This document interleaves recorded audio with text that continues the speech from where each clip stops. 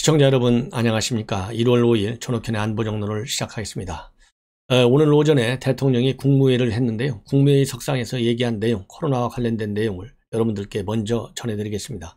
우선 코로나 재생산 지수가 좀 낮아져서 확산세가 정점을 지나 좀 억제되는 모습을 보이고 있다.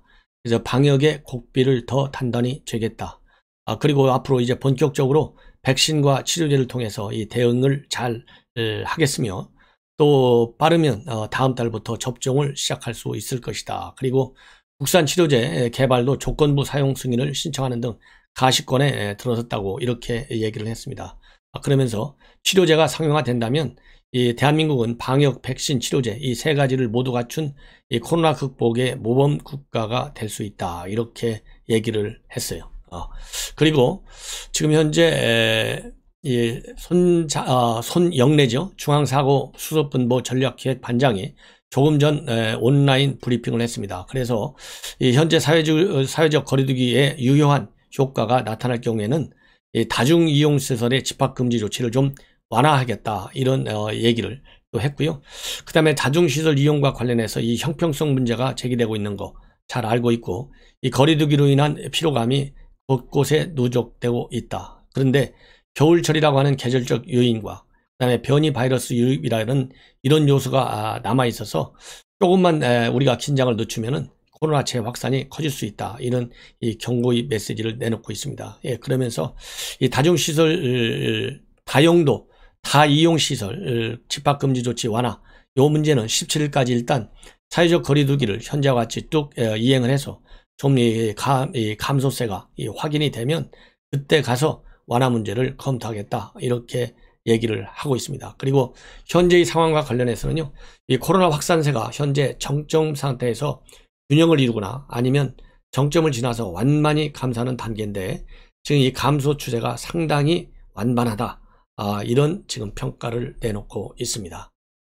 다음으로는 우리 국내 이 화학 운반선이 이란에 의해서 지난 4일날 체포됐어요. 말하자면 납포됐습니다. 그래서 이 중동 지역에 있어서의 긴장이 그 어느 때보다도 굉장히 고조되고 있는 상황이고요.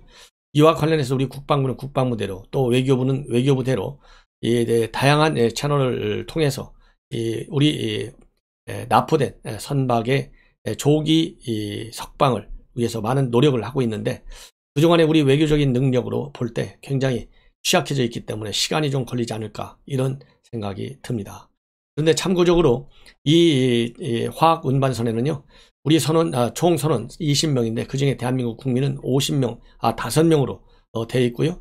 베트남, 말레이시아 이런 다양한 이 국민들이 섞여 있다. 이런 말씀을 드리고 싶고, 조금 전에 우리 이 청해부대의 최영함이 현장에 도착해서 이 구출 작전에 들어갔다는 보도가 나오고 있습니다. 여러분들 잘 아시다시피 이 최영함, 이 청해부대가 운영하고 있는 이 최영함은 해군 특수전 전단 장병으로 UDT죠. 구성되어 있는 검문 검색대, 그 다음에 해상작전 헬기를 운영하는 항공대 장병 등 총 300여 명이 승선에 있어서 있고요. 그리고 청해부대는 또 링스 헬기 1대하고 고속단정 3척도 함께 운영하고 있는 그런 구축함이다. 그리고 이 최영함은 청해부대 제6진으로 2011년도 1월에 파병돼 가지고 그동안에 많은 또 이 혁혁한 성과를 올린 바 있어요. 소말리아 해적에 피납되었던 3호 주얼리호 선원 21명을 구출한 아덴만 여명 작전, 대표적인 성공 작전이었죠. 아마 여러분들도 아덴만 작전하면 다 아실 겁니다. 그리고 2011년 4월에 마찬가지로 소말리아 해적에 피납된 한진 텐지노 선원 20명도 안전하게 구축된 바 있습니다. 그래서 이 호르무즈 작전에 투입된 최영함은 일단 바레인에 있는 연합 해군 사령부를 비롯해서 우리 국내 중요 부서 이 외교부라든가 해양수산부 등과 긴밀히 국방부 당연하죠. 협력하면서 이 우리 선박 구출 작전을 지금 전개할 예정으로 있다.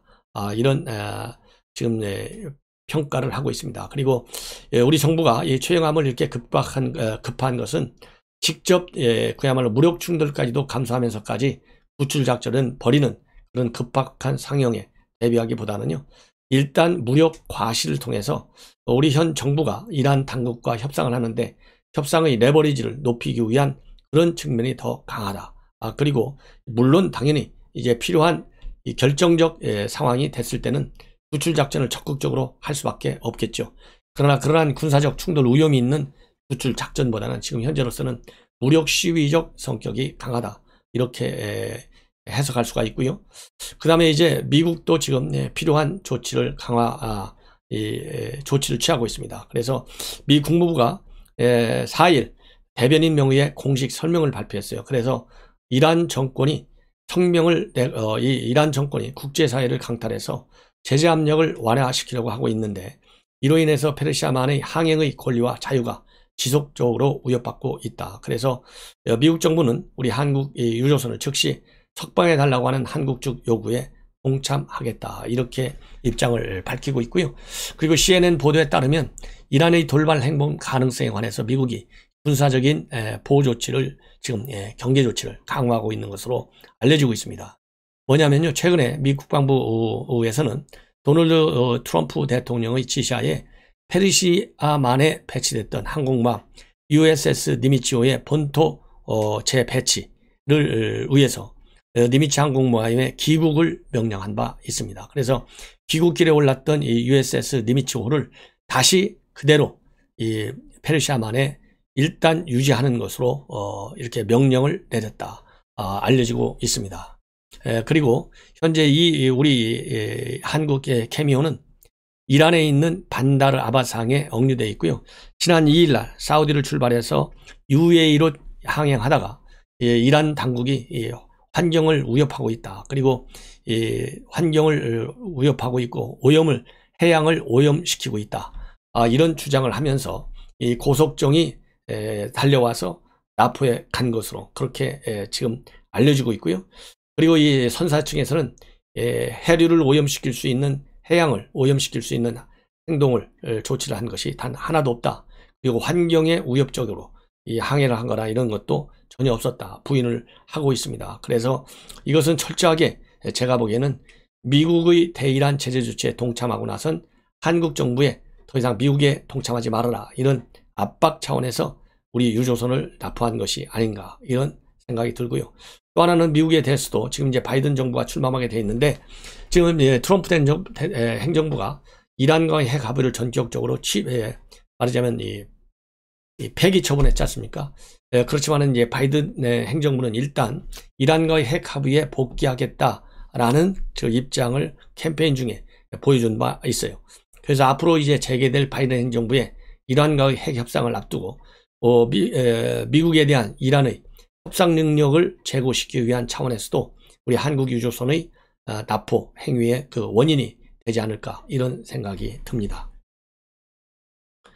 그 다음에 또 하나 이제 중요한 뉴스는요, 여러분들 아시다시피 윤석열 총장을 응원하는 이 화환들이 대검 앞에 쭉 그동안에 많이 배치된 바 있어요. 전시된 바 있습니다. 그런데 오늘 오전에 60대로 추정되는 남성 한 사람이 인화성 문치를 대검 정문 앞에 놓여있던 윤 총장 응원 화환에 뿌렸어요. 그리고 불을 붙였습니다. 그래서 이 화환이 일부 불타게 되는 그런 상황이 있었다. 그래서 경찰에서는 이 60대 남성을 현장에서 체포해서 지금 조사 중에 있는데요. 이 사람의 경우에 그동안에 검찰 개혁에 대해서 상당한 불만을 가졌던 사람으로 그렇게 알려지고 있습니다. 그래서 이 분신 유언장을 뿌렸는데요. 이 분신 유언장을 뿌린 내용에서도 자신이 과거 검찰로부터 피해를 봤다. 그래서 검찰 개혁을 주장하는 내용이 담겨져 있는 것으로 알려지고 있는데요. 당연히 윤 총장 격려하는 화환에 불을 질렀다고 하는 것은 추미애 편에 서 있는 또 진보 좌파 계열에 속한 인물임에 틀림이 없다. 그래서 이렇게 이 화환에 불을 태우면서 자기가 검찰 개혁의 피해자다, 이렇게 주장하는 것은 법적으로 용서를 받지 않는 엄벌에 처해야 되겠다, 이렇게 생각을 합니다. 자, 그리고요, 오신환 이 바른미래당 의원이었죠. 오신환 전 의원이 서울시장 출마를 선언했습니다. 그래서 안철수, 오세훈, 나경원 이분들은 전부 과거로 회귀하겠다는 분들이다. 그래서 이 본인은 변화와 혁신을 위해서 71년생이라고 합니다. 본인이 71년생 40대 오신환이 서울을 바꾸겠다. 이렇게 출마의 변을 내놓고 출마를 선언했다. 이렇게 지금 알려지고 있습니다. 그리고 제가 지금 이 시간에는요, 하나 중요한 칼럼, 박보균의 단문세상. 박보균 기자는 중앙일보 대기자고요, 칼럼니스트입니다. 이 칼럼 내용이 아주 좋습니다. 그래서 제가 이 칼럼 내용, 윤석열이 침착하고 강하게, 제목이 그렇게 돼 있어요. 이 제목만 봐도 여러분들이 아실 겁니다. 무슨 얘기를 하는 것인지. 그래서 이 내용을 한번 쭉 읽어 드리겠습니다. 한 4, 5분 정도 걸릴 것 같은데요. 여러분들께서 꼭 들어주시면 여러분들이 하나의 이 논리를 추가적으로 또 개발해서 우리 야권이 응징력을 높이는 데도 도움이 될 것 같다. 이런 생각이 듭니다. 문재인 정권의 신세가가 펼쳐진다. 그 기세는 사납다. 움직임은 동시다발이다. 앞권은 공수처의 등장이다. 문 대통령의 발언은 선언적이다. 지난 15일 국무회의 발언을 얘기하는 겁니다. 뭐라고 발언했느냐? 한국민주주의 수건이었던 권력기관 개혁의 제도화가 드디어 완성됐다. 이 공수처 얘기하는 거잖아요. 그 말이 신호였다. 다음날 새벽 4시다. 윤석열 검찰총장에 대한 징계가 단행됐다. 정직 2개월이다. 검찰총장 징계는 헌정사상 최초다. 저녁에 문 대통령이 징계한 재계가 있었다. 그것으로 두 사람은 결별했다. 파격적인 총당 발탁 1년 5개월 만이다. 신세계는 한 번도 경험하지 못한 나라다. 문 대통령의 그 야심은 성취됐다. 완성과 최초는 거기에 어울린다. 그 어휘의 의미는 이중보호망 구축이다. 윤석열 검찰의 칼날은 권력 심장부로 향했다. 징계는 그것을 차단하는 장치다. 달아나는 공수처의 파괴력 배양이다. 이해찬 전 민주당 대표의 말은 노골적이다. 검찰개혁 두 개의 축이 만들어진 것이다. 공수처의 모습은 악성 진화됐다. 야당의 공수처장 비토권은 사라졌다. 과거 노무현 대통령의 공수처 그림과 판이하다. 그때는 반듯하고 당당했다. 최장집 고려대 명예교수의 경고가 실감난다. 그것은 대통령 전제정치의 수단이다. 윤석열에 대한 중징계는 예고됐다. 법무부 징계위원들은 편파적이다. 그들은 추미애 법무장관 쪽 사람들이다. 징계 과정은 위법 편향의 시끄러움이다. 거기에 직권남용죄의 그림자가 짙게 배어있다. 검찰개혁에 적힌 구호는 민주적 통제다. 그 말은 간사하다. 그것은 선출된 정치 권력의 으스댐이다. 586 집권세력은 그 우월감을 과시한다. 그것으로 검찰의 중립성은 망가진다. 검찰은 청와대에 예속된다. 언어의 위장술은 그들의 잔재주다. 말뜻의 변질도 신세계의 풍광이다. 평등은 평등하지 않다. 정의는 헛소리다. 문재인 정권의 정체성은 촛불혁명이다. 혁명의 속성은 자기 배신과 기만이다. 윤석열의 카톡 프로필은 새롭다. 짧은 영어 문구가 들어갔다. Be calm and strong. 그것은 해밍웨이의 소설 노인과 바다에 나온다. 침착하고 강하게. 주인공인 늙은 어부의 단독 출항 85일째. 낚싯줄에 드디어 청새치가 물린다.